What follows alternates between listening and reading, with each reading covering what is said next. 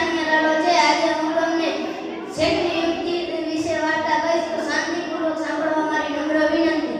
એક શેઠ હતા, તેમને એક મોટી કાપડની દુકાન હતી. તેમાં ઘરે અને દુકાને કેટલા બધા નોકરો રાખ્યા હતા.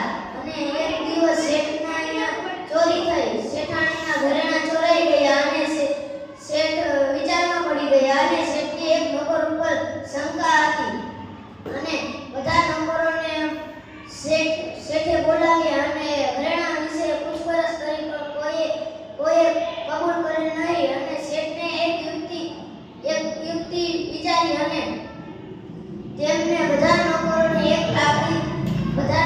સરખી લાકડી દીધી અને કીધું કે જેને ચોરી કરી હશે તેને 5 સેમી જેટલી લાકડી મોટી થઈ જશે. અને ઘરે બધા નોકરો ઘરે ગયા અને જેને ચોરી કરી હતી તે ગભરાઈ ગયો અને તેને અગાઉથી 5 સેમી જેટલી લાકડી પેલે કાપી નાખી. અને બધા નોકર પછી સવાર પડી, બધા નોકરો આવ્યા અને શેઠે બોલાવ્યા બધા નોકરો. અને બધા નોકરોની લાકડી ચેક કરી તો એક નોકરની લાકડી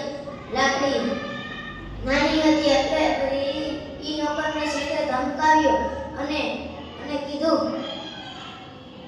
નોકરે ચોરી કબૂલ કરી અને તેને કાઢી મૂક્યો. અને આ વાર્તા ઉપરથી શીખ મળે છે કે કળથી કામ લેવું જોઈએ. Thank you.